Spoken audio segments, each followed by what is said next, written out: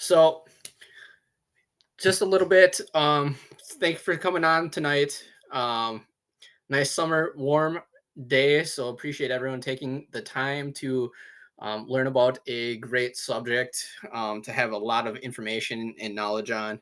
So we're gonna get it over to Jessica here in a minute after just kind of giving a brief overview on the United Parenting Coalition, who is teaming up with ACT for this presentation. So the United Parenting Coalition is about taking a more proactive approach to parenting.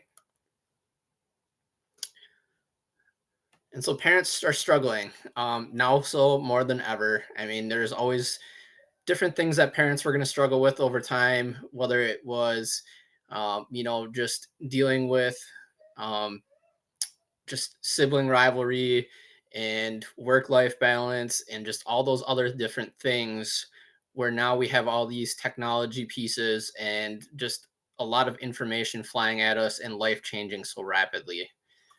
So it's just really about a place that parents can go to find the information they need to help lead their families. Again, introducing the United Parenting Coalition to help with all of those parenting struggles that everyone is currently facing. And that is our mission, is to level up parents with knowledge and resources so that they can confidently lead their families and advocate for their beliefs.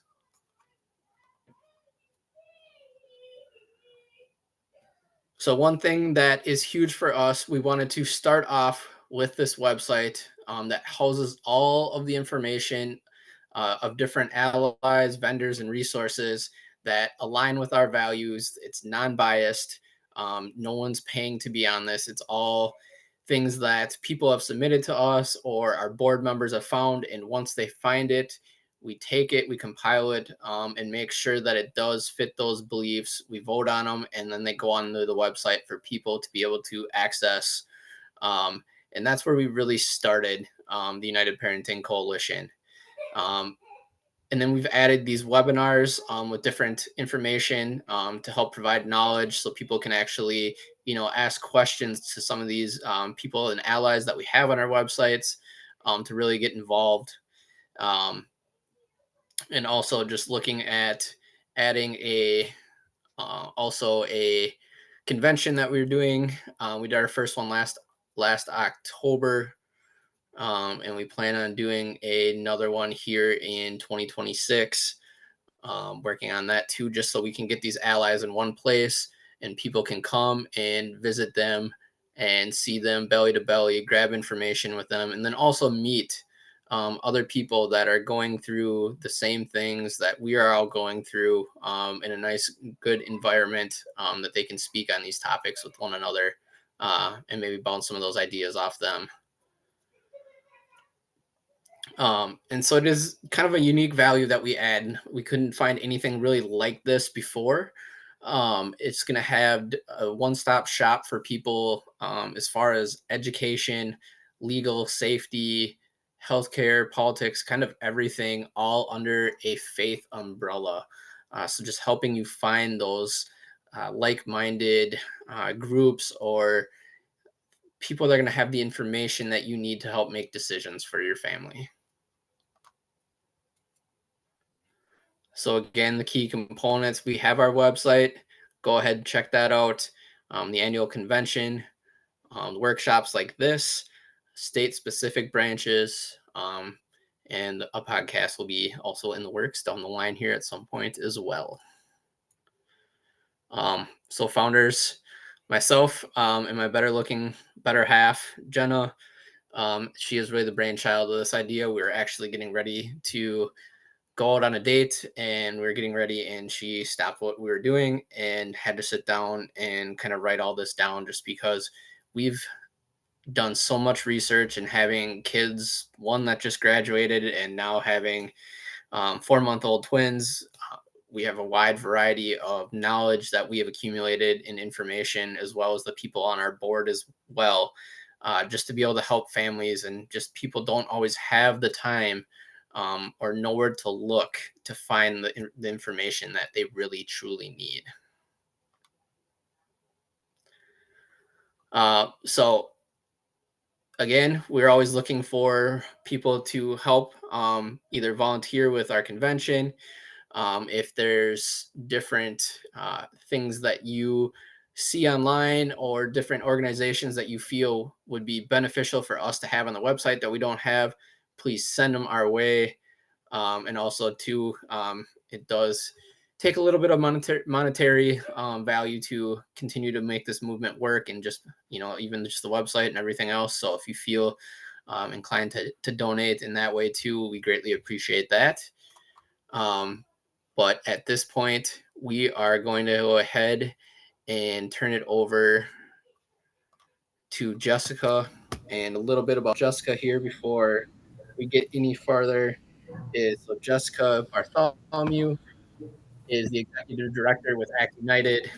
She's a retired Minneapolis police officer. I don't know why I struggle with Minneapolis. I always We all struggle. struggle with Minneapolis, don't we? Yeah, that's also true. With over 25 years of experience working with children, teens, and families in youth outreach, domestic and foreign missions, and as a metro area police officer, Jessica brings firsthand information and experience to the issues of child and teen online sexual exploitation and sex trafficking. As an officer, Jessica received recognition for her work, including letters of appreciation from community leaders, commendation from other law enforcement agencies, and from the Minneapolis City Attorney's Office for her undercover work, securing a 100% conviction rate. She is the recipient of several Department of National Law Enforcement awards, including the Chiefs Award of Merit, the Carolyn Bailey Mentorship Award from the Minnesota Association of Women Police, and Officer of the Year. Jessica retired from law enforcement in 2014. In a phone call in 2015 asking her to come back and train on juvenile sex trafficking, launched the nonprofit organization Act United, where she is the founder and executive director. She's also the author and lead facilitator of Youth Aware TM, Teen Exploitation Prevention and Online Safety for Kids programs, reaching thousands of students annually. She also provides professional CEUs and community education classes to unite and engage everyone in prevention strategies that create safe communities for youth. Jessica is an engaging, passionate speaker to both youth and professional audiences who will leave you not just informed of the facts, but inspired to take action by her message that united, we win. So with that, I'm going to turn it over to Jessica. Thank you for doing this tonight and providing all your knowledge and expertise on the subject. Yeah, thank you. Well, first of all, thank you to you guys, to UPC, for inviting us in to be a part of and a resource in this community and in this coalition, because trafficking, online safety, all the social media dangers, just the age and the time that we're living in, this is a topic. I mean, it just is, a Yeah. topic, something that is impacting and affecting our communities and children.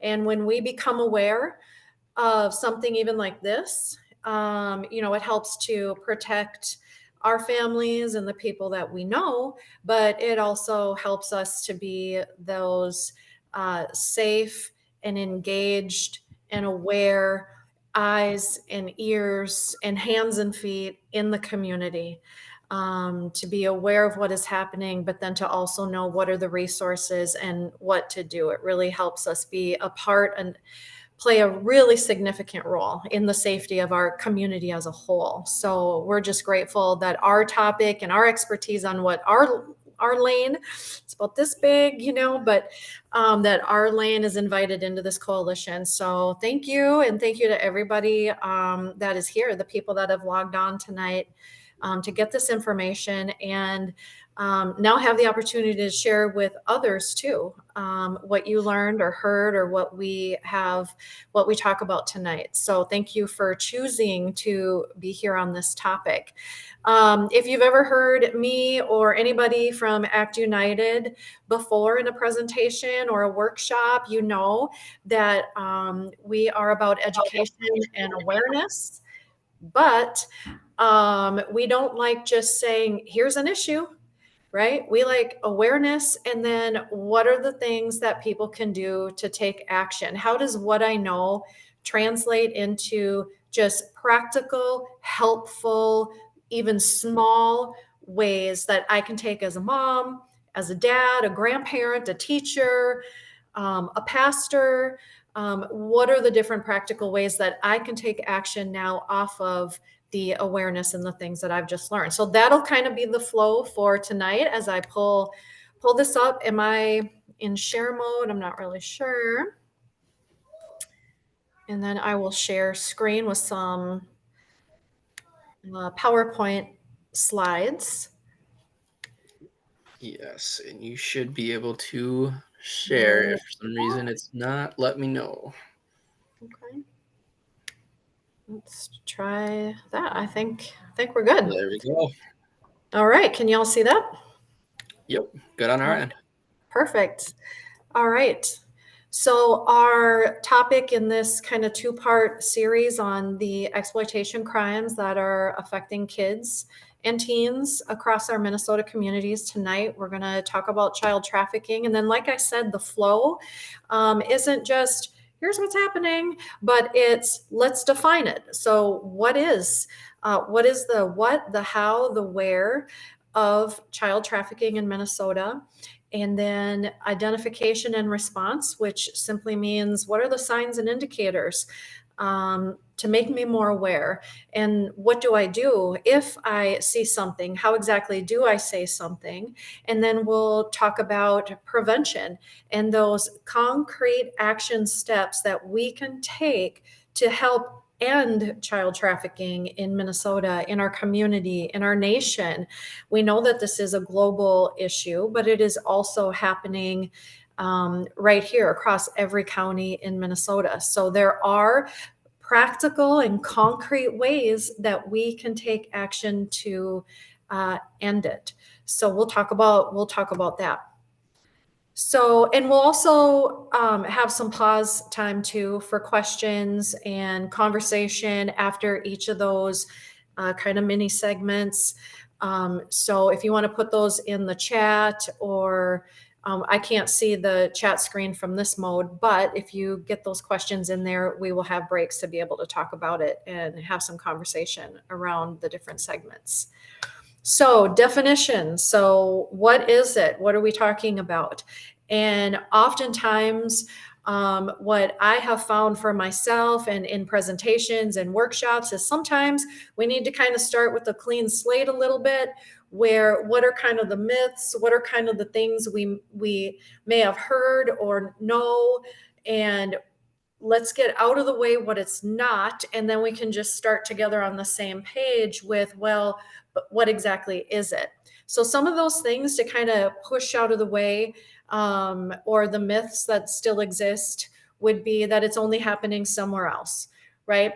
It's only happening somewhere else in the world, or it's only happening in another state, or it's only happening in another community, or maybe only Minneapolis, St. Paul, Duluth, are bigger cities. And unfortunately, it is happening in every county of Minnesota. So we want to just get out of our idea that this is happening. I'm learning about something happening, only somewhere else.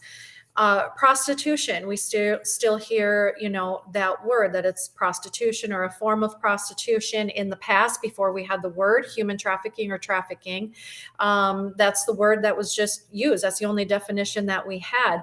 Prostitution was the idea that there is an exchange, it's equal, mutually beneficial. This person is in the industry and they are deciding to do this for a living, and then this person is a consumer or a client, and there's this mutual agreement called prostitution. And especially with children, but even with adults, human trafficking is not mutual. It is not mutually beneficial. It is not prostitution or a form of prostitution. Another one is it's not always kidnapping.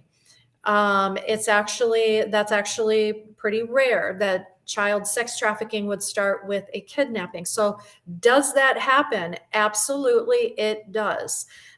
Child trafficking can start with an abduction. It can start with a child being taken and moved to another state, and sometimes another country.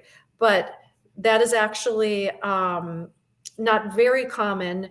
What's more common is the pathway that we'll talk about, which is a relationship-based recruitment and grooming into exploitation or trafficking. So it's not always a kidnapping, and it's not only a crime against women and girls.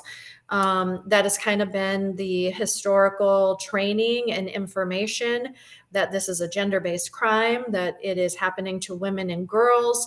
And the truth and the reality is that it has always been, not recently, like it just started, or, it's a new cultural thing. But boys have always been trafficked as well. We know statistically that trafficked minors, about 36 to 50% of trafficked minors in the United States are boys. So, does some of the research show that the majority are women and girls? Yeah, absolutely. And could that be, statistically correct statewide or nationwide? It could be. But we do know that other studies, other reports are showing 36 to 50% of trafficked minors are boys. So when we do prevention, when we do awareness, when we have our eyes and ears open, when we want to be helpful, when we want to have conversations that are going to protect and spread awareness, we want to make sure that we are being inclusive in the fact that this can happen anywhere and can happen to girls as well as boys. A lot of times we think with some of these crimes, we need to make sure that we talk to our girls about this stuff. And the reality is we need to talk to our kids about this stuff. We need to talk to our teens about this stuff. So what is it by criminal definition? And that is when a third party person benefits from the exchange of something of value for any sex act with a child under the age of 18. So a child or a teenager, somebody under the age of 18. So there's a third person that is grooming, that is soliciting, that is exploiting and benefiting from the exchange of this person who has the means, who has the money, who has something of value in exchange for a sex act with a child. That is juvenile sex trafficking. Can exploitation, can solicitation, can grooming, can this exchange happen without a third party trafficker? Yes, it can. We see people that are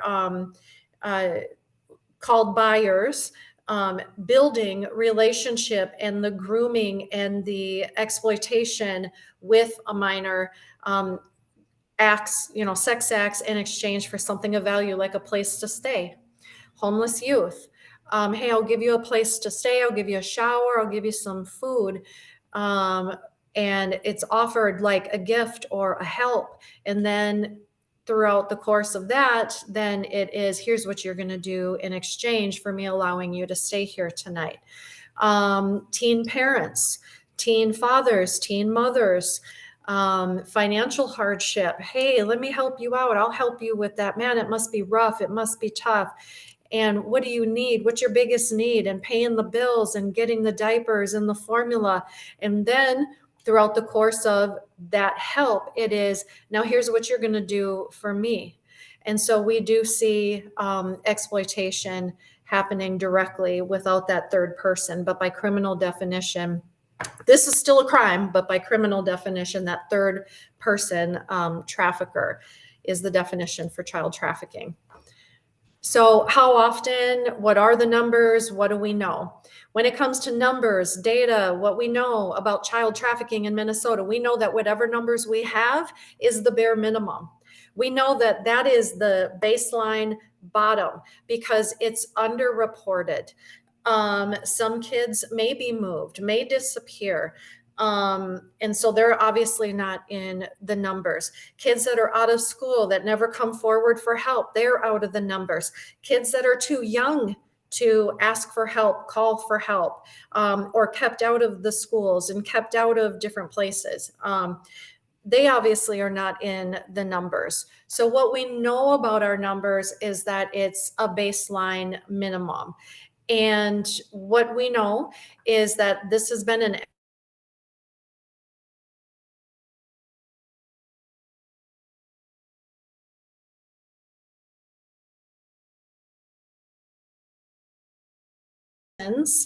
of all ages are trafficked within the and the facilitation of trafficking of 12,000 persons. About 26,000 buyers are in our state. And the Minnesota Department of Health, they do a student survey every 3 years in our high schools. And for the first time in 2019, it's an assessment, a general assessment is what they would say about the overall health of youth in our state.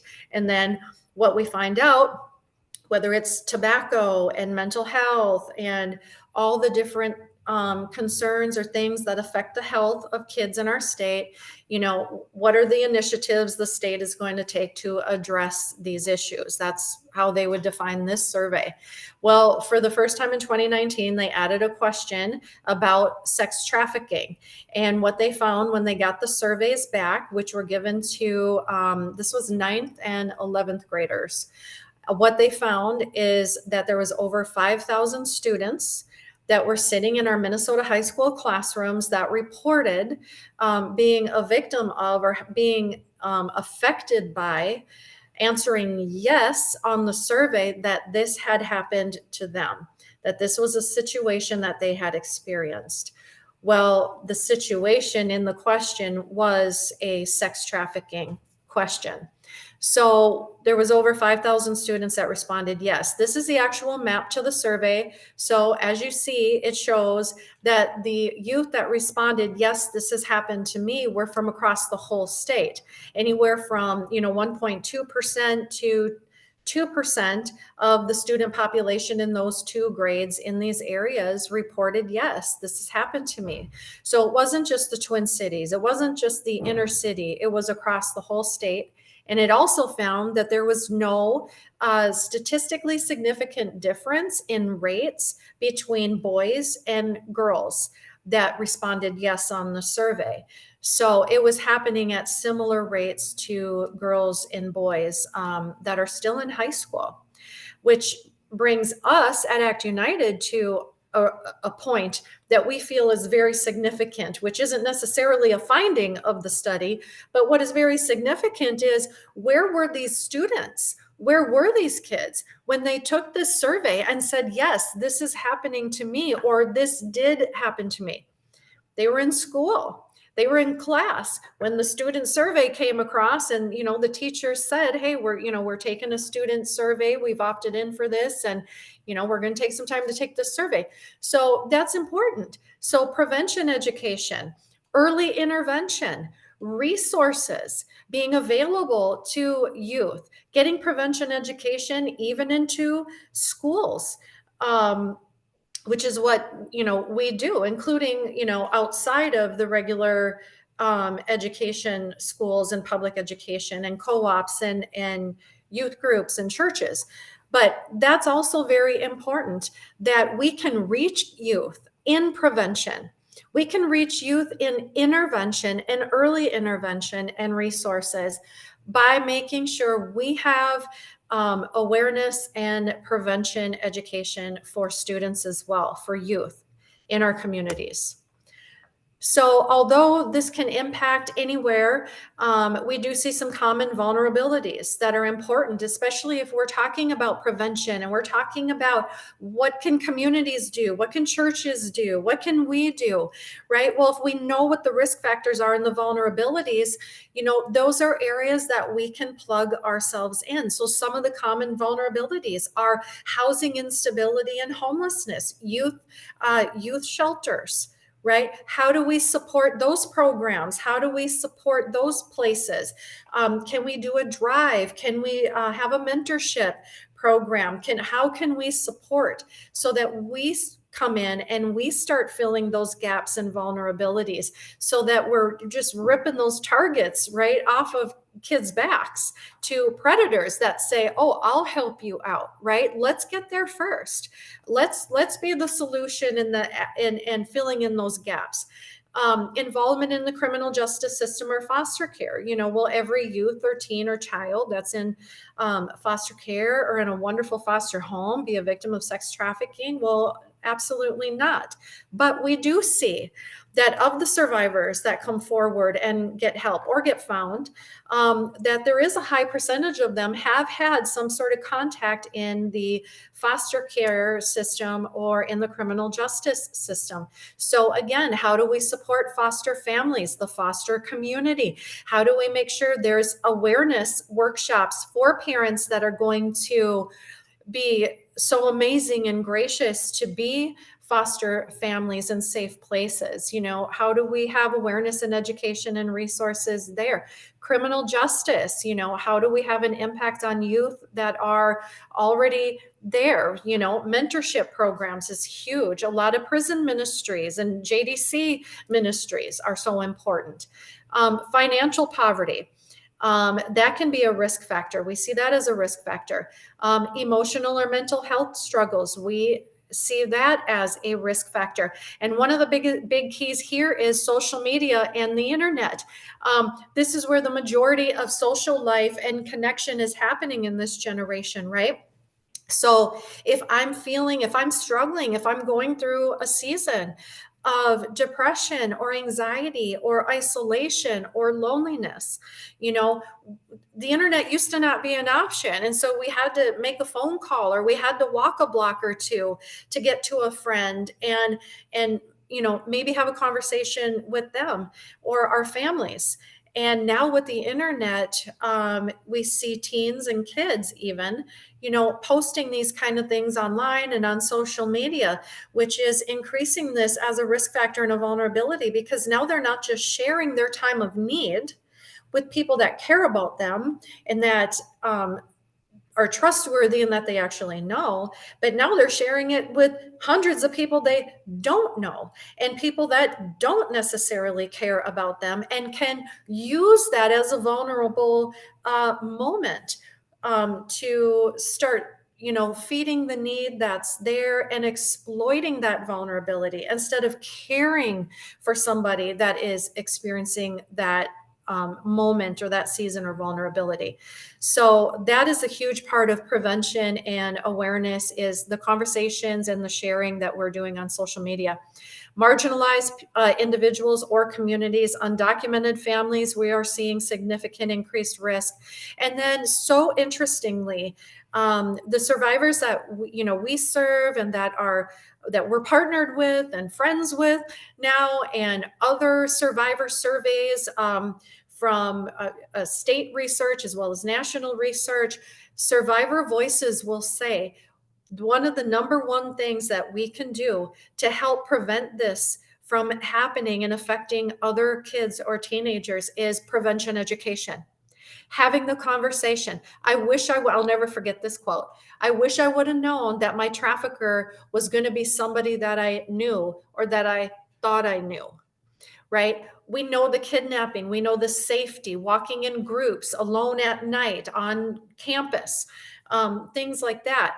But we haven't really talked about what are some of those red flags in relationships that could be signs of grooming or leading toward abuse, domestic violence, or exploitation and trafficking. So even survivor voices say, let's open up these conversations. Let's talk about the signs, what to look for, relationships, healthy relationships, boundaries, those red flags that maybe if I would have known, my situation would have turned out, differently, or this wouldn't have happened to me.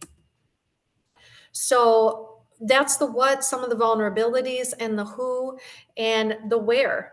The top places this is going to happen in any community is going to be hotels, motels, massage businesses in like that, Main Street, downtown America. It also happens in houses and apartments. And then, you'll see the rest of the list here about where we do see child trafficking and human trafficking happening in communities. This study that was done mapping the demand, a unit or a department, a branch from the University of Minnesota that does this research, when they took a look at and compiled several years worth of child trafficking cases in Minnesota, and they took a look at where is this happening, and they found the same thing: cars, hotels, homes, truck stops. And where are the buyers coming from? Right? We got this trafficker that's in control that is exploiting young people and benefiting from this exploitation. What about the buyer? Because without a buyer, there would be no business for exploitation of anybody, but especially, our kids. So where does this buyer come from? And what they found, and you'll see these are the arrows are the actual travel patterns of buyers in the state of Minnesota. They'll come from all the way up north to Bemidji. They'll actually leave the Twin Cities to go in more rural or suburban communities to engage in sex trafficking of a child. So they're willing to drive 30 to 60 miles to kind of get out of their familiar neighborhood, to feel more anonymous, to participate in child trafficking. So looking at these 4 pictures real quick, we know child trafficking, right? We've talked about traffickers, the person that is in control, the person that is benefiting from the exploitation of a child with a buyer. The buyer is the person with the money or with the place to stay, with the means that they are going to exchange for the abuse, the assault of a minor. And so with those 3 kind of people in mind, and looking at these 4 real people, they're actual real people, and just thinking with what we know so far, who might be the trafficker or a trafficker, a buyer, and a youth or a young person or somebody that is a victim or survivor of trafficking. And kind of thinking about that for a second, and then I'll give you the answer.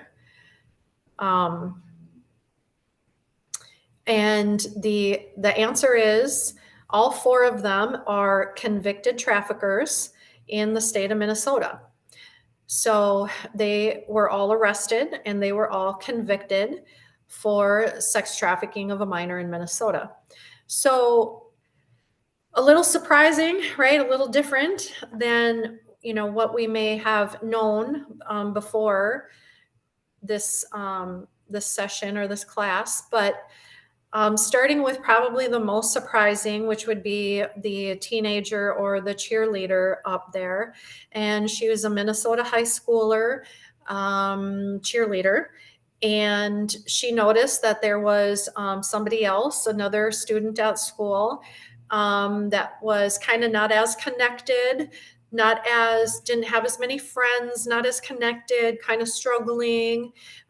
She picked up on that. And then that student disclosed one day that she was experiencing some financial difficulties. And this teenager, this person, high schooler, because she valued money more than, human life of a fellow human. She had a conversation with this student. I'm trying to summarize, but said, I know how you can make some money. I can help you. I'll help you out. And so this new friendship, this new connection from this kind of, vulnerable state of like struggling financially, not really being connected at school, not having as many or a lot of friends. And, those became the vulnerabilities that this other student picked up on and said, oh, I can help you out, became her friend, listened to the woes, listened to the struggles, filled that need, provided that care and connection, and then said, I can help you out with the money thing. And what this student didn't know is when she picked her up one day and said, I have an idea, I can help you make money. and picked her up, and they were headed somewhere. And what she didn't know is that they were headed to an apartment in the Twin Cities where this student had already listed this other student for sale on the internet and had already arranged for sex trafficking with buyers. And so she showed up at an apartment, got dropped off, pushed in the apartment, and it turns out it was a sex trafficking situation. So it got discovered, and she actually was 18 years old, still in high school, a senior, and actually got 28 years in prison, if I remember that right, 28 years. So a couple other surprising ones, maybe the other lady down there at the bottom with the glasses, that was a grandma from Carver County, Minnesota, who was sex trafficking her 8-year-old granddaughter to a registered sex offender. So the younger guy at the bottom with the tattoo on his neck, he met a 15-year-old in Chicago. He had another young lady in the car with him, and they started cruising around the different places that teenagers hang out. Saw a 15-year-old walking by herself, struck up conversation, no gun, no knife, no force, no threats or anything, just struck up conversation. And in the course of this conversation, hearing from this 15-year-old teenager, they just said, wow, sounds like you could really use a family. You could use some help, and you could use a family. And she said, yeah, I kind of could. And they said, well, hop in. You want to just hang out? And she was like, sure. So she gets in the car a little bit later. Hey, we were actually thinking about going up to Minneapolis this weekend it's just for one night. You want to come with us? And she's like, sure. So she gets up to Minnesota, and they rent a hotel. And that's when she realizes that this isn't friends. This isn't a family. This isn't help. This is actually sex trafficking. So what all four of these have in common, when we talked about, kidnapping happens about 10% of the time, and 90% of the time, it is the context of a relationship. It's a false relationship. It's actually grooming. It's actually soliciting. It's pretending. It's very false. It's false care, false concern. It is a grooming process. And to the child or to the teenager, it's a new relationship. And so when we talk about prevention, we have these conversations. A lot of our prevention conversations have to do with relationships and boundaries and red flags, and what to look for in the context of a relationship. Because this is the how, which I, kind of already talked about. The how is, I meet in person. Maybe they're already known because they're a family member. Maybe we meet on social media. This person is proactively, intentionally, already by design, looking to see what are those needs, because then I'm going to use those needs to exploit those needs by filling them. Is it attention? Is it love? Is it money? What is it? And then filling those needs to build trust and relationship and connection as fast and as deep as possible, leading then to secrecy and isolation, the pulling away of friends and family. And then in that kind of state of, false relationship and love and care and dependency, then the introduction to the first abuse, or assault or exploitation or trafficking. And then once that has occurred is when we see the increase then in the threats, the power, the control, and the violence. If you leave, if you tell, if you don't come back, then that is what keeps the secrecy, and is actually becomes a risk to tell and get help. So there's this pathway that has now got to this place, is what we see the majority of the time. Sometimes there's no relationship. We do see force where it's just immediate, it's right now. And maybe it's a kidnapping, or maybe it's a false premise situation. We see parties. A young person is invited by other teenagers to a party. or to go on some sort of adventure, to meet a new boyfriend or meet a girlfriend or meet the family. And it's a total setup, and trafficking happens right away. There's no grooming, there's no building of relationships. So when we talk to youth and teens and stuff in prevention programs, we talk about this as well. We talk about relationships, and then we talk about some of those red flags of parties and teen activities. Like, there's many great parties, there's many legit, valid, great parties. So what are some of those red flags that maybe this is a situation, a party that we may want to reconsider and not participate in, and talking about that, because we do see this as a tactic as well sometimes. And the other tactic we see online and in person is the promise of the better life, the job, right? Here's a modeling job, here's a dancing job. Maybe they even go so far as to say a dating or escorting job. And the promise is the better life, make a lot of money, you'll be protected, you'll be okay, you'll make a bunch of money, and all you have to do is this. And if they go to the job or show up to the situation, it turns into something that is very much not okay and can be sex trafficking. So we see this tactic as well, the promise of the better life, the job where you're going to make a bunch of money. This is a video that I think will play on a shared screen. I'm not sure, but this is one of our survivor friends and partners. He actually has an international voice right now to the United Nations, into national and international awareness and best practices for helping. And he's a male survivor of child sex trafficking. And I think it's about 2 minutes to hear his story. And there's some very important pieces for communities to learn and pick up on in his story. So hopefully it plays. We may save that child's life if we just listen for a minute. Unfortunately, my story is one that's far too common. My first memory as a 3-year-old is the sound of my father's hand hitting my mother's face. Every day was just a living nightmare for me. My mother went about dating every dirtbag in 3 counties, and then one day she brought a man home that we thought was the answer to our prayers. But after about 6 months, he began to molest me. And the reason that he kept my silence was he threatened to kill my mother.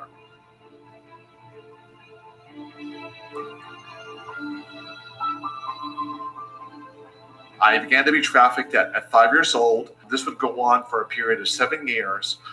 During that time, I tried to tell a total of 10 people, one of them an ER doctor, one of them a teacher. I was the shell of a human being because I was suffering in silence. I was screaming silently all the time because I wanted someone to notice. No one just really took the time to step in and say, hey, are you okay? How can I help you? And those words were never spoken in my life.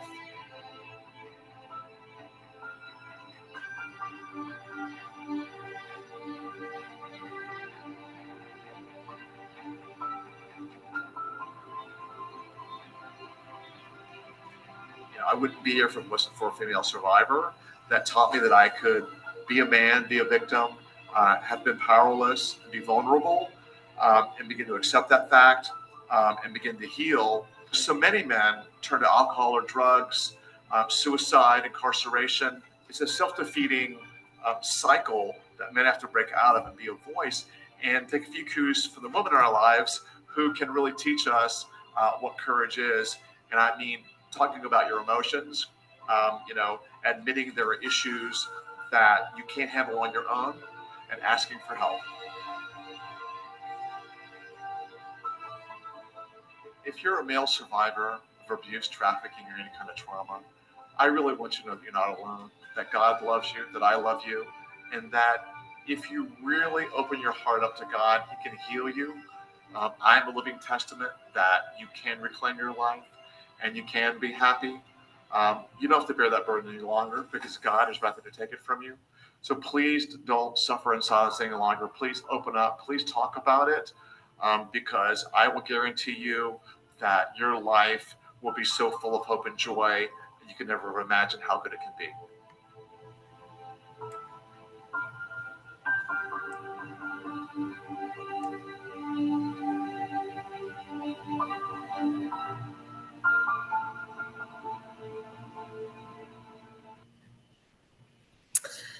So we can break for questions and discussion on the who, what, how, where, and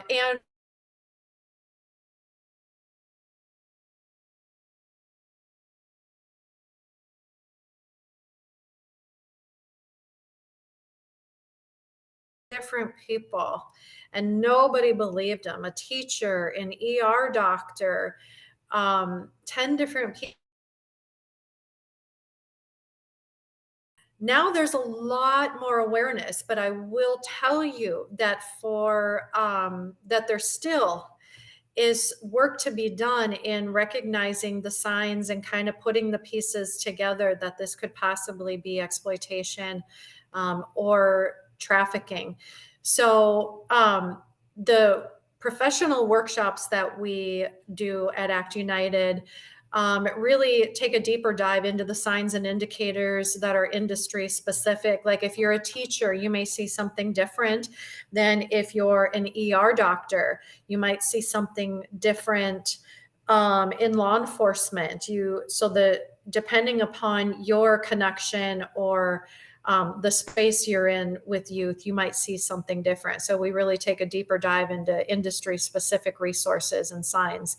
But to tell 10 people and not be believed, and unfortunately, there's still awareness and work to be done. So I just think his story is so powerful and important to hear. And that's on our YouTube channel. We have a YouTube channel, ACT United MN, on YouTube. Share far and wide. This especially, or other, that's another action step people can take is, share a YouTube video on a conference session on a topic, these stories of hope for male survivors, share that. So many men have said after seeing these videos that this is the first time they've seen anything that is actually addressing their story. So how important is that? So please, share if you want to from our YouTube channel too. So I can't see. So any questions or discussion on that part so far?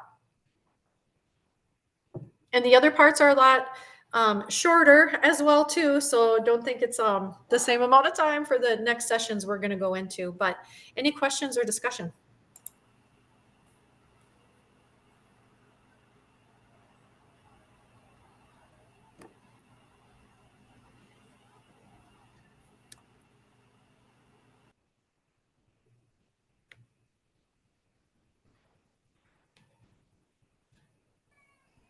Oops, sorry, I was muted.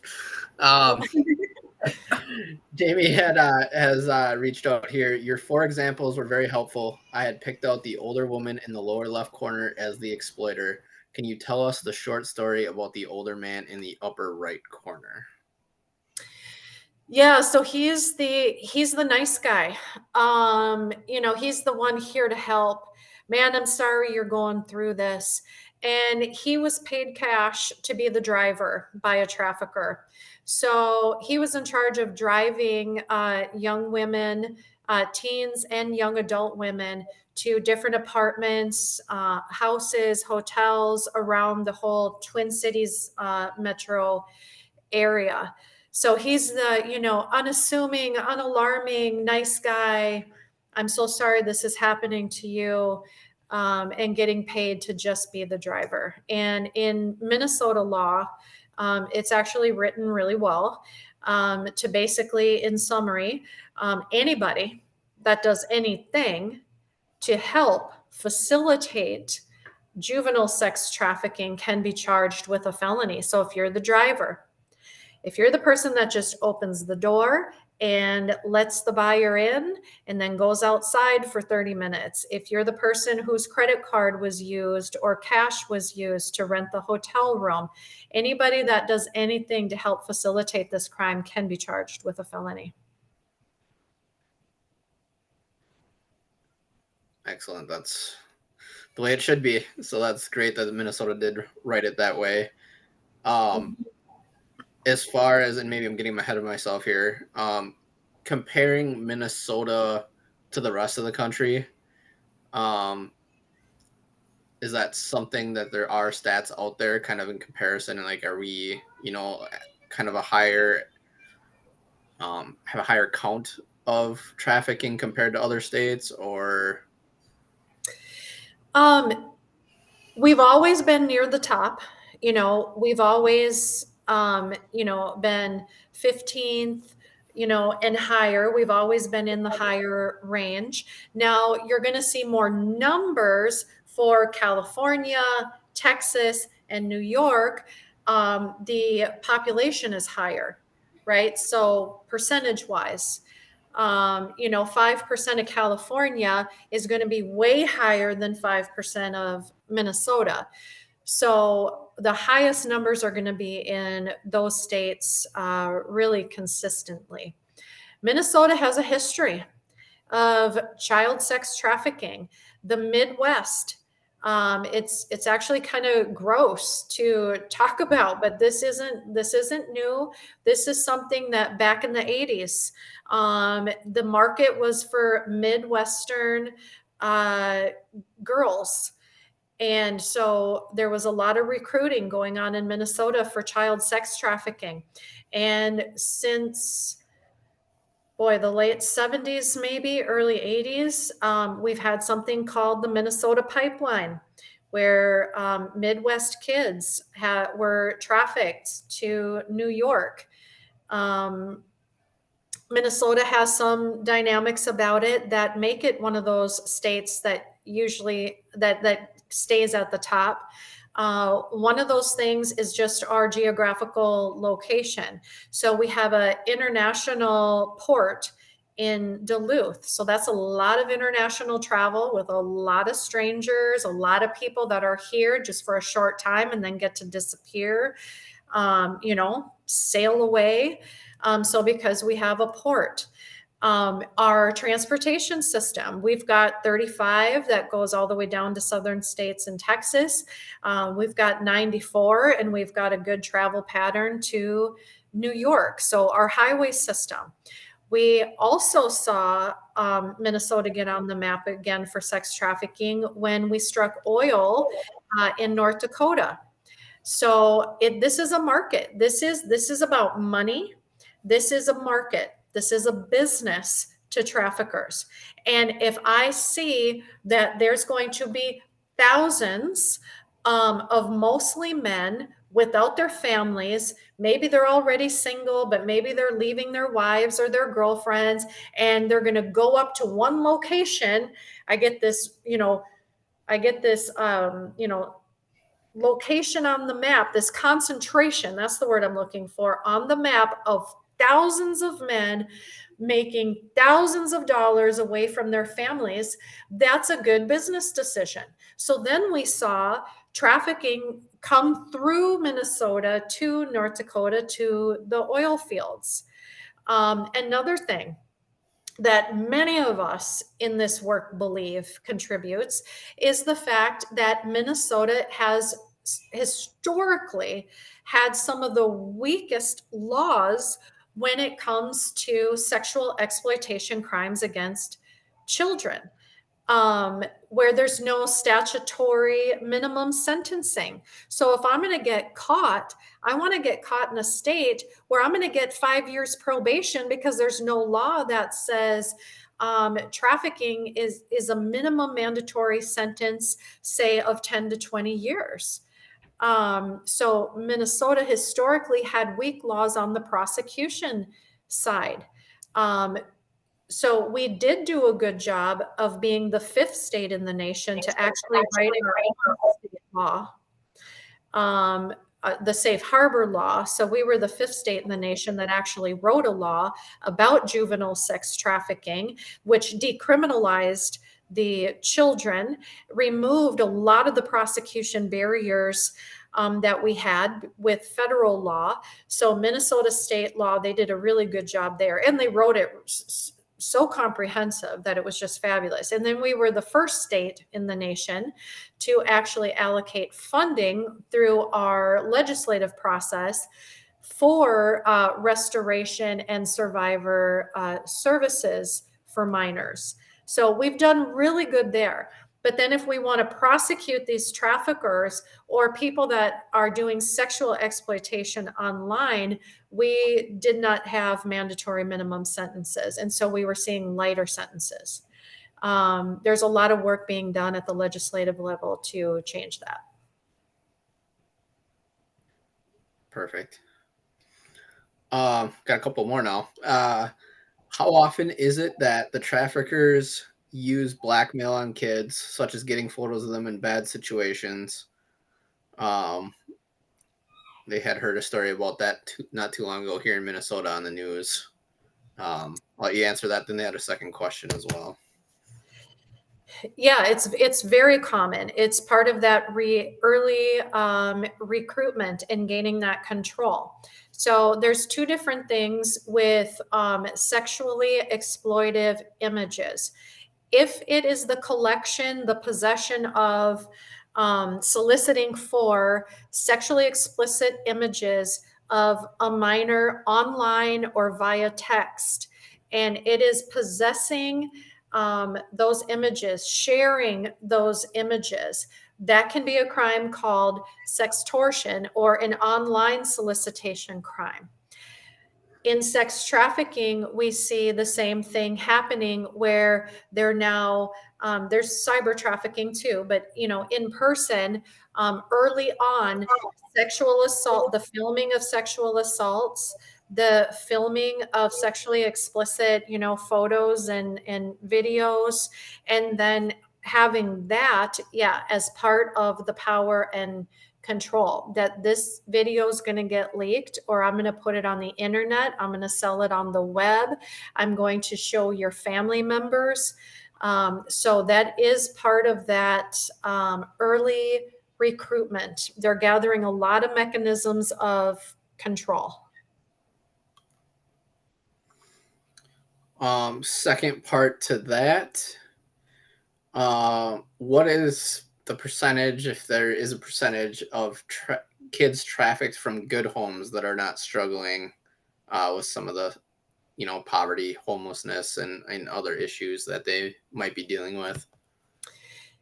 Yeah, I don't know a percentage. I don't know of any data on that. But we certainly do see that. Like, for example, just one person that comes into my mind, we were doing a very large youth rally, actually, Christian church rally in Minneapolis, and there were thousands of teens from all over the place. And this wonderful 17-year-old teenage girl from an amazing, engaged family, and here she is at a youth retreat, and she goes to a great church, from a great church. Not the typical vulnerabilities that we would think of. And she came up to me after the rally, and she said, "Thank you so much for talking about this, because I was trafficked at 13 years old by somebody I thought was my boyfriend." And so that started as a relationship. And this person was not like 30 years old. This was just an older teen. I don't remember the exact age, but it was still teen. So like 18, 19. And actually brought her to Mexico. And it was the Romeo Juliet. It was the I love you and the excitement and, just a quick travel adventure experience. And they went to Mexico, and she did not come back. And she was being trafficked in Mexico. And it was actually the FBI found her 3 months later. So that does happen, which is very, very important to understand. And the message that we always try to get across is prevention, education, and conversations about relationship safety and about online and social media safety are important for everyone. every household, for our boys, for our girls, you know, and our kids that are now, you know, going off to college. Like, it's very important that we have these conversations, because we do see that, and that's it's actually kind of hard with doing training like this too, because there are common vulnerabilities that we want to address, but at the same time, we're also trying to let people know, but you know, it can happen to anyone. So we want to be having these conversations.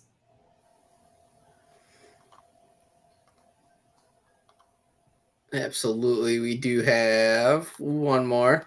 Okay. And she says, and maybe this will be talked about moving forward, but if not, what do we do if we suspect someone is being trafficked? She mentioned specifically locally, in our everyday encounters versus if we are traveling and witness something in, you know, hotels or staying somewhere else. Yes, perfect. And that is what's next. So I'm gonna flip a slide, and that's exactly what we're going to talk about. So let's go there. Excellent. Identification and how to respond. If I see something, how exactly do I say something? So let's talk about it.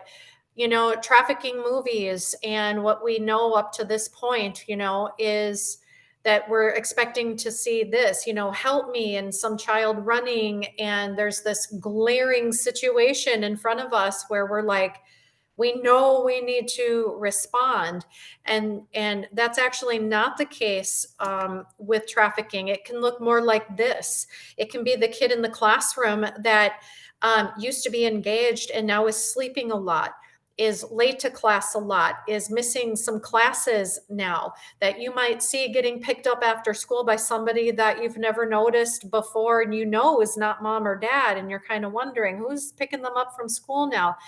And it might be a kid at the coffee shop, at the airport, because we need to remember the chains, the bondage, if you will, the I am stuck, is not necessarily physical.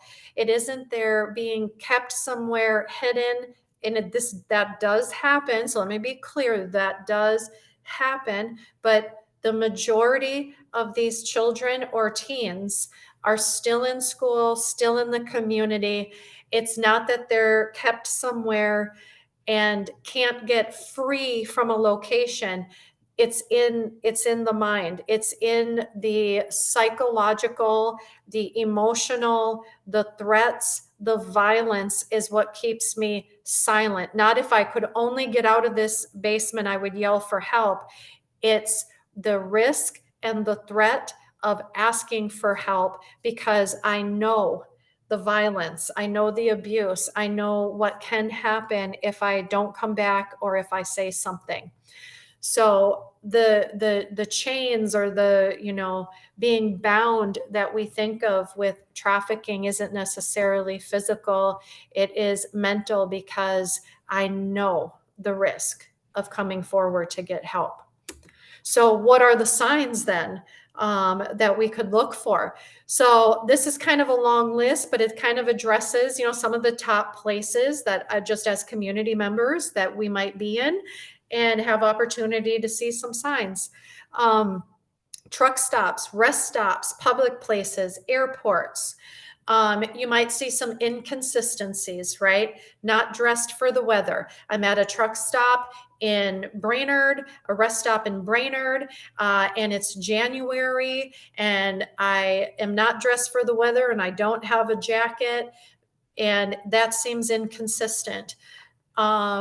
Traveling, my luggage, you know, if I'm getting on a plane and I'm in line, we at least normally have one carry-on, or we have one suitcase or one check bag. And so you've got this older person and they got a bag or luggage, but this younger person, it's just inconsistent. They don't have the appropriate luggage for the situation that you're seeing them in. A controlling older, usually older, sometimes not too much older, but sometimes, you know, it can be any age, right? It could be 19. This older controlling person. You just feel and see that something is not right. The young person might not have eye contact with you or anybody else. They might seem anxious, nervous. They might even get angry if you say hi, or, hi, where are you traveling to? Are you getting on the San Diego flight? And the anger is about fear. Because if I give any even illusion that I need help, I'm the one that's going to get in trouble. So I don't even want to be talked to. I don't want to be asked questions. May not know current location, date, or time, or things like that.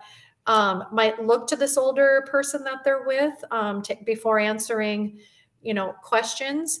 You might work at a teen health clinic. You might be in a coffee shop or somewhere, and you ask a simple, question, or what are you all up to today? And you see this diversion to, look, is it okay if I say something? Do you want me to not answer? Are you going to say something? Because if you don't, I'm going to have to, and I don't know what to do. At a truck stop, rest stop, places like that, visiting different vehicles and different trucks. If I stop at the rest stop in Duluth or Brainerd or along the way somewhere, I may run into somebody I haven't seen in a while. That's altogether possible, but you're probably not going to see me going to 2, 3, 4 different cars or different trucks. Massage businesses, Main Street America, you've got this glaring open sign in the window, but you've got curtains. Usually there's an older female working the desk. The therapists, don't really have a uniform or a shirt or a company shirt with a logo or something like that. So you're just kind of sensing like this doesn't seem exactly right. Hotels and motels, paying in cash. Teen with what seems to be a non-custodial adult or alone, sometimes just checking in or going in and out by themselves and never seen with family or anybody else. Visitors to the room, lots of visitors to the room, especially staying for short periods of time. I mean, when I'm on vacation, I don't have my uncle stopping by at 10 in the morning. And then an hour later, oh goodness, grandma happens to know I'm here, like in this town. Like that just doesn't happen. So you get multiple visitors for short periods of time to the room. People that work in hotels might have numerous calls for towels and garbage changes. And the back door or a side door to the hotel's propped open with a rock, because I don't want these frequent visitors going to and from the front desk. So there's a rock or there's something in that side door, that back door that people are using to go in and out. And then homes and apartments, same thing as like a hotel room. Sometimes they'll rent a home for a year or two. Sometimes they'll rent a home for a couple of months, short-term rentals. And you'll see people coming and going again for these short periods of time. You'll see that the renter is supposed to be a 50-year-old male that doesn't have any kids, but why are all these teenagers always coming to visit? And at odd times at night, or all times, during the day. So those are the kind of signs and indicators, just, overall, as much as possible that I can say to look for. And if you see these things, there's 3 things to do. Do not intervene. It can be a very dangerous situation for you. It can be a dangerous situation for the young person or for the child. So if possible, that's the best way I can say it, because I know myself too, right? So if at all possible, do not intervene.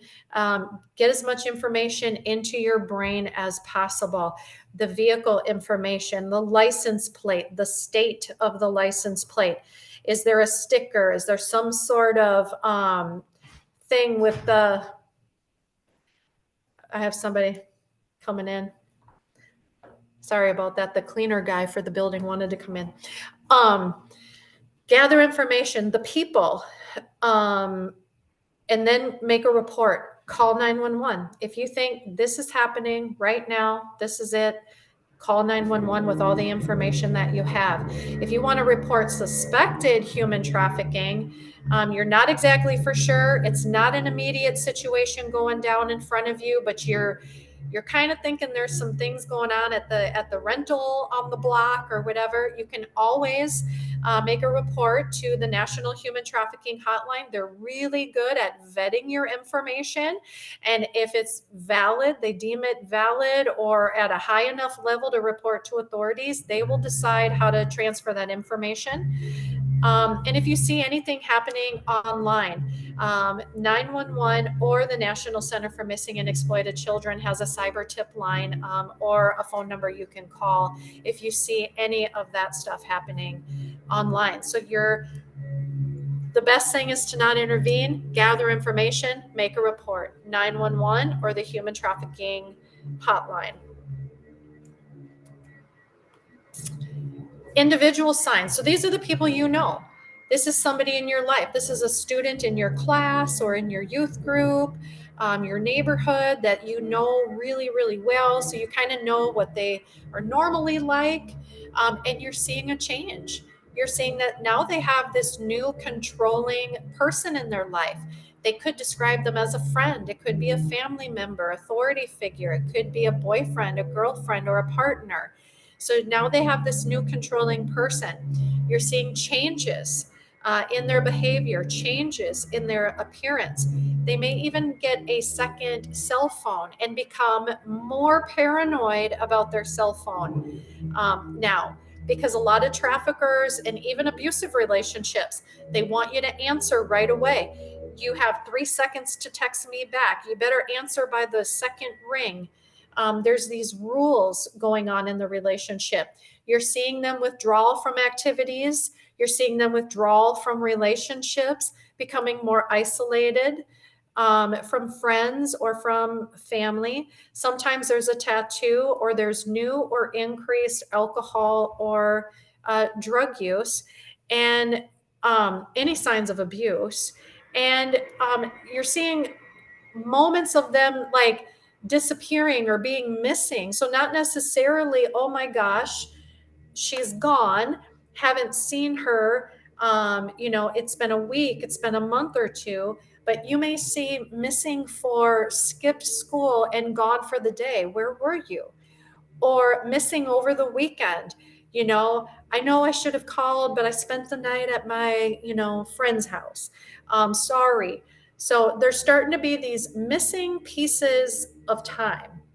So trafficking can happen holidays, during the day, in the evenings, the weekends, and still be at school, still be dropped off at school, still come back home.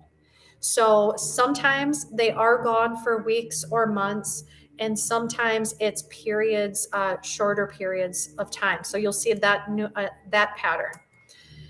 And what to do there, one of the things to add to the mix is to know, because now you're not just making a report, but this is somebody you care about, in your life. Understanding that there's going to be barriers to disclosure, that of course it's a risk to stay. I mean, of course, they know that, we know that it's a risk to stay. But what we may not understand is that there's also a very serious risk if I tell. So understanding that there's those barriers. There can be threats of physical harm or death. One of my earlier cases was a 12-year-old girl had been trafficked by a family member until she was 14. And then that's when I encountered her. And what kept her silence for 2 years was he had already threatened that if she didn't comply or she told, that he would traffic her younger brother, who was 8 years old. So that's the risk of, coming forward. So understanding trafficking dynamics, understanding it is a risk. So it's always okay to say, are you okay? How can I help? And, and if it's your kid, you're going to have more conversations, right? But understanding that there is the risk of telling you, bringing that context and that sensitivity, reassuring, I want to help. I want to support. I want to do what's right for you.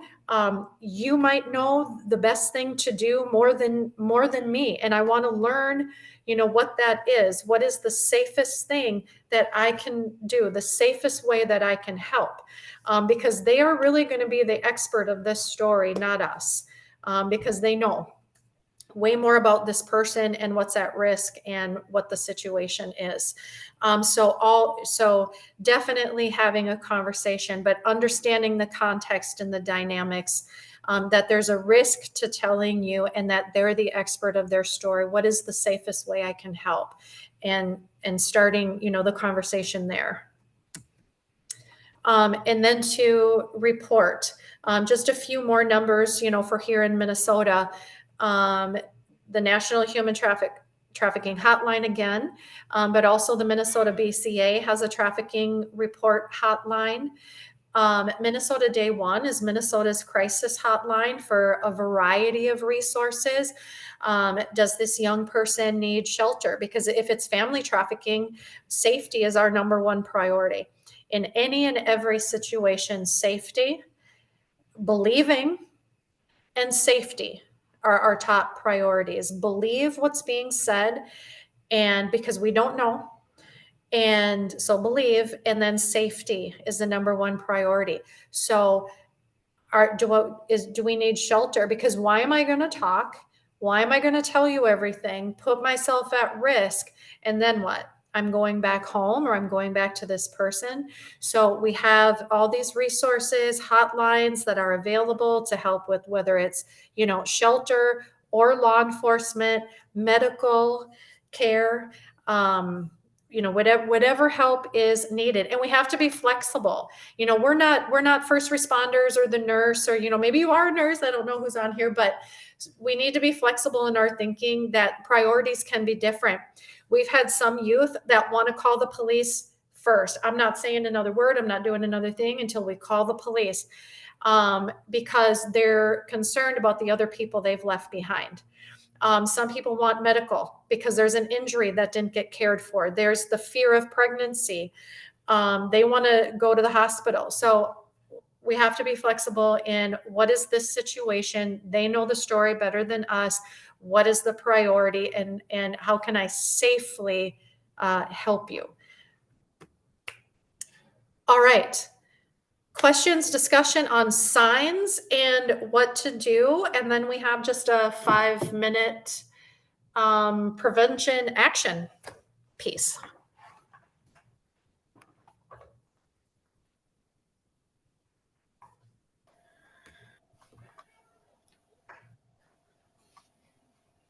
So just holding here. I know some people might take them a little bit longer to type. If they have any questions, nothing popping up in the chat right away. Okay. So just give them a minute here.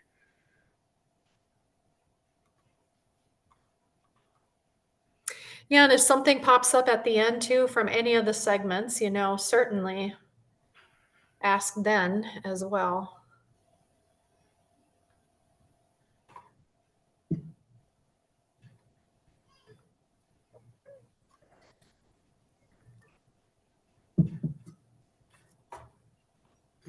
Yep, no questions here. She's doing a great job covering the info. So that was thank you.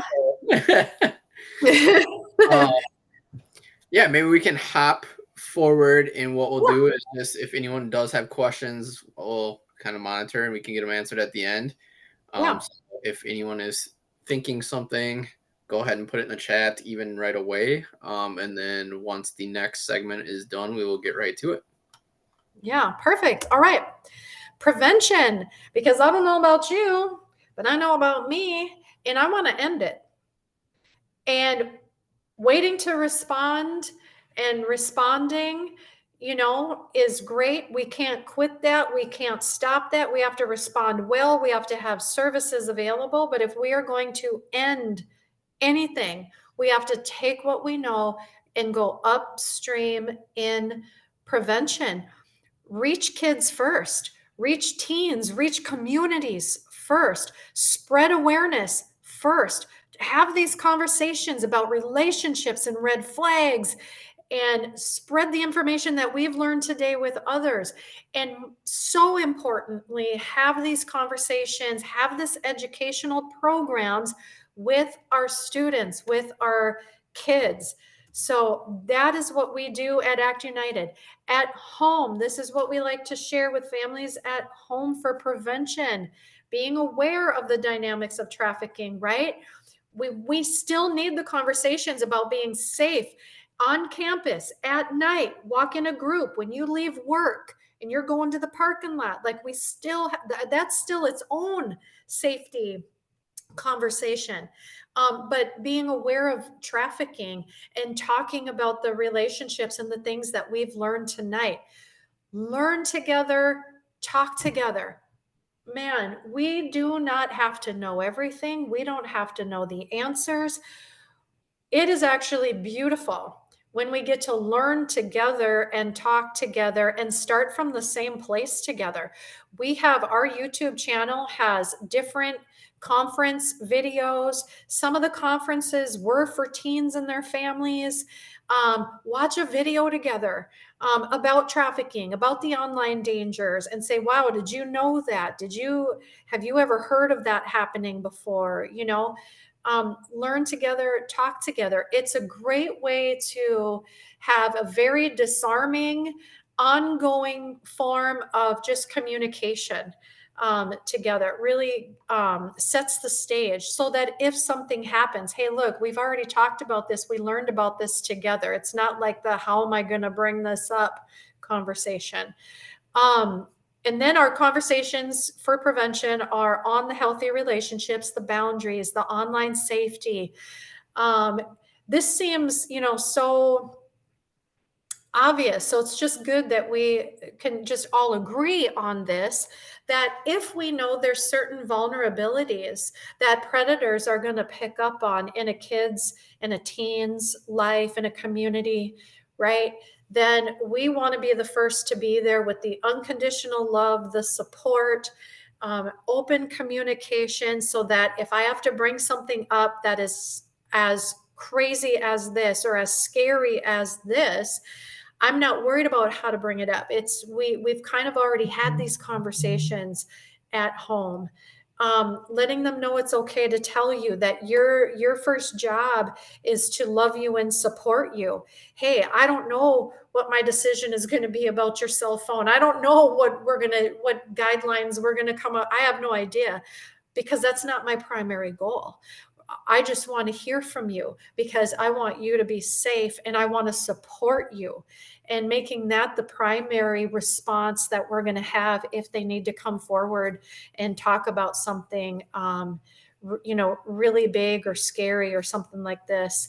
And then in those conversations too, just being aware of what their struggles are so that we can help guide them toward, healthy and safe support resources. Maybe they have a best friend and we, facilitate something that gets them together to chit chat so that it's not on social media. But helping be a part of all of that at home. And then prevention, right? We're not going to end anything unless we get ahead of it. So prevention is absolutely key to tackling and addressing child trafficking in our state and nation. Can't say it enough. So what do we do anyway at Act United? One is community events and workshops like we're doing right now. Spreading awareness with our families, our grandparents and our parents and our foster parents, and also churches. We've got just powerful messages for church communities and faith communities and for youth groups. And then we also have professional development programs. Our most requested is nursing, teen clinics, social work, educators. And within the school districts, it's not just the educators, but it's the nursing staff, the counselors, and the social workers that are, in those positions. So we have professional development workshops so that we can all be aware, but also know the signs based on our particular interactions with youth. And then, of course, what are best practices for responding? Or what if a youth discloses, like what are best practices there? And then our prevention education programs. So this is our lane. I mean, I get excited with this, being with kids and being with teens. Right now, we're in our Safe Summer outreach months, June and July. We got 4 kids safety camps.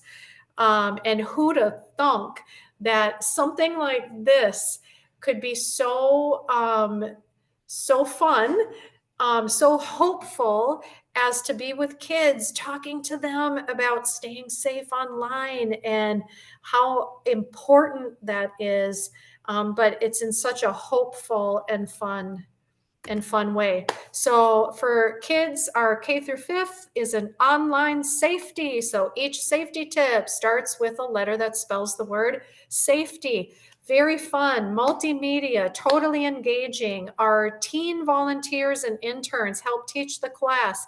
Our youngest teacher is 10 years old in 3rd grade, and she's even a part of the camp team. And this is for schools, churches, summer camps, youth camps, kids camps. We talk to them about the things that are going to help keep them safe online. And then our Youth Aware program, that was developed in 2016. Incredibly successful with prevention as well as early interventions and getting resources into the hands of teens. So middle school, high school, college campuses, we have an English team, we have a Spanish team. We've already reached 1,000 different Spanish speaking kids and given them resources. And our Spanish team just started less than a year. That's how high the demand is for these programs. But Youth Aware, we do 2 different things. One is a classroom presentation on social media safety and the dangers of private photo sharing, because that is a huge, big deal right now, the online exploitation. And then our other one is healthy relationships. What is trafficking? And how youth are leading the movement to end it. So it's an empowerment-based program. And then every single student gets a pocket resource card with words of encouragement, definitions, and helpline resources. So we want to make sure that nothing is faster in prevention and early intervention than a teen knowing what to do. Okay? Because who's the first that's going to know? It's their friend, it's their brother, it's their sister, it's somebody in their circle. And when another teen can whip out a resource card out of their pocket or backpack and say, we learned about this in school, and there's an organization, there's hotline numbers, and there's help and hope. Nothing is quicker and faster for prevention and early intervention than resourcing our students. They're the front line, they're the front line.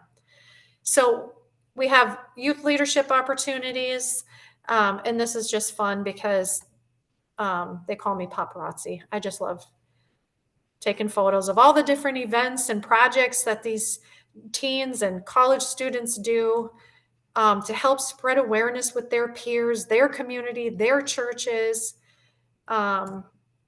I start getting excited, and then I talk to you a little bit about Safe Summer Outreach, because summer is a time of increased risk for youth. It can be for a lot of different youth. Maybe feeling isolated, away from friends, a lot more freedom, sometimes home alone more, and then you're online more. So summer for some kids, there's a lot of food insecurity as well.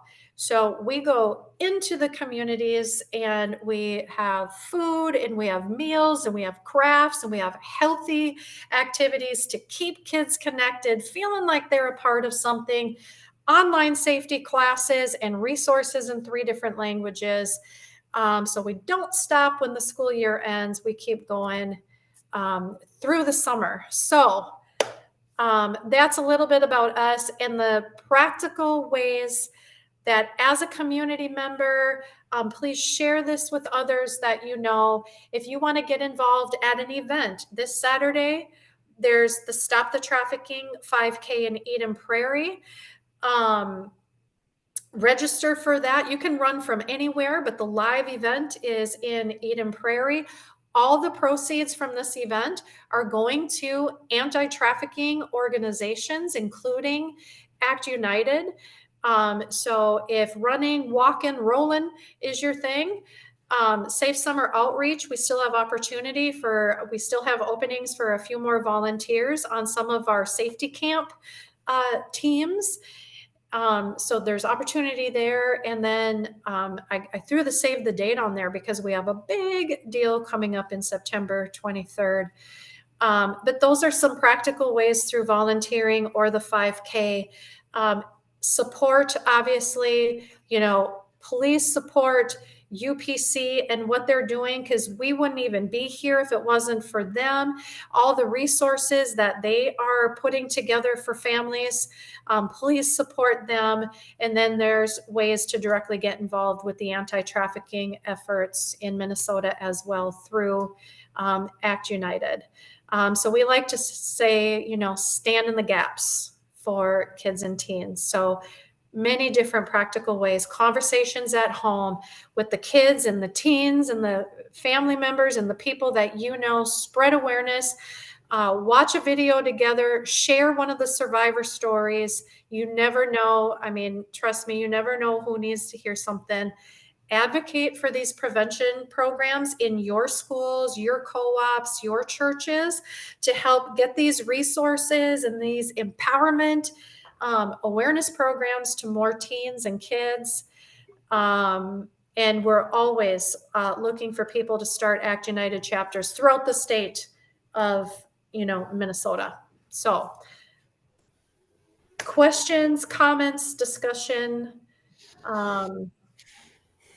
anything else? We got some stuff in here. So let's look. Okay. So is Act United all over Minnesota currently? Would be the first part of that question.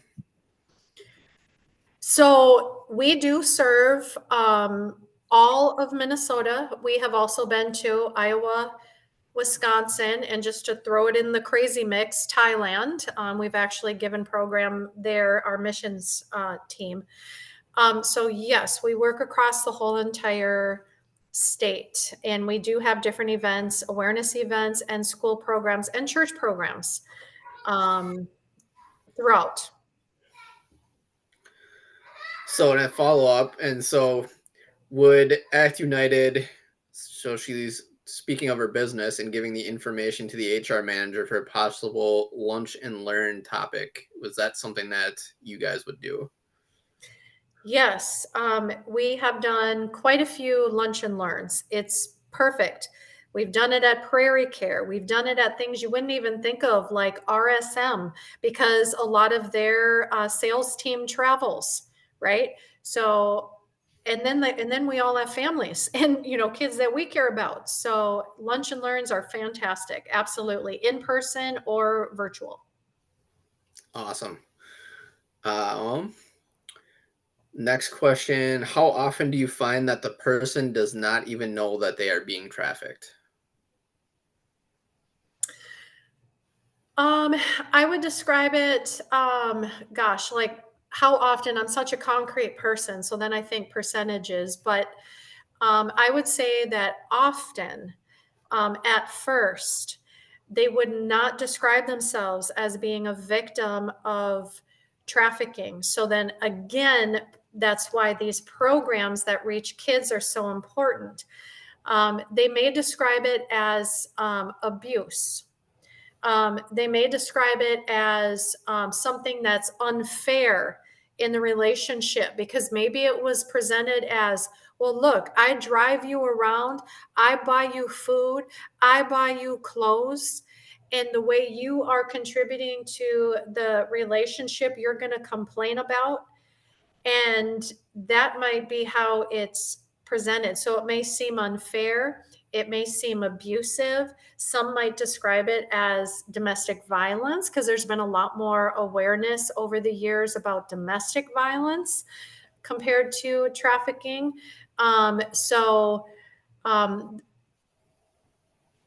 don't want to, put a concrete statement in there, but I would say with survivors that we serve and just being in this industry, I would say most do not realize or understand that this is trafficking. And because it's trafficking, there is help and hope, and it is a crime. Which, because it's a crime, that also then releases the resources for them to get help.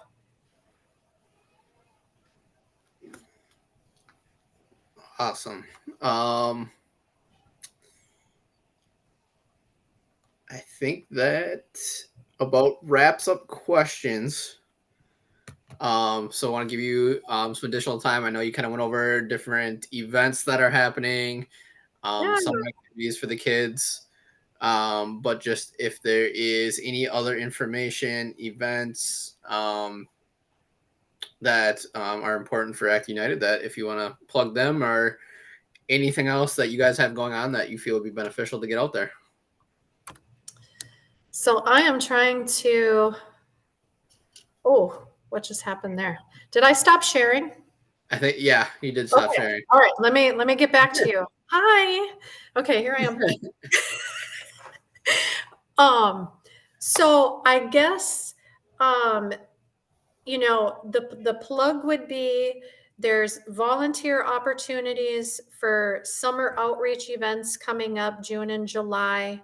I would say get connected to our newsletter by going to actunited.org. Scroll down to the bottom there. Get yourself signed up to stay aware of information, but also events and opportunities. And then I would say save the date, September 23rd. That is going to be something we've never done before. And this is our 10-year anniversary year. So this is our 10th year. So we will have some announcements and really want everybody to be there. And if you're on our social media, Facebook or Instagram at Act United MN, or the newsletter, you'll get more information about that. And please stay in prayer for us. We are moving forward on the front line, and we are tackling this, and we are not slowing down or backing down. And we're launching some pretty important initiatives this year. Some you'll hear about on September 23rd, and one that is starting at the end of this month in the Park Rapids area is the very first community forum for the launch of our Operation Burning Bush. So a statewide awareness campaign. So newsletter, stay connected to all the things. Support in prayer financially and through volunteering. Absolutely. Well, first, I want to thank everyone for popping on. I want to thank Jessica for all of the information and all the knowledge that she shared. Again, we will post this to our website. We're going to pass it on to Act United as well so that they can share it. So if there's anyone that you feel would be beneficial to viewing this, please pass this along. And it will be up on our YouTube here within the next day or two here, as well as our website. So thank you, everybody. I hope you guys have a fantastic night, and look forward to having the next event and seeing you all. Thank you so much. Thank you, everybody. Thanks, Jessica. Bye, guys.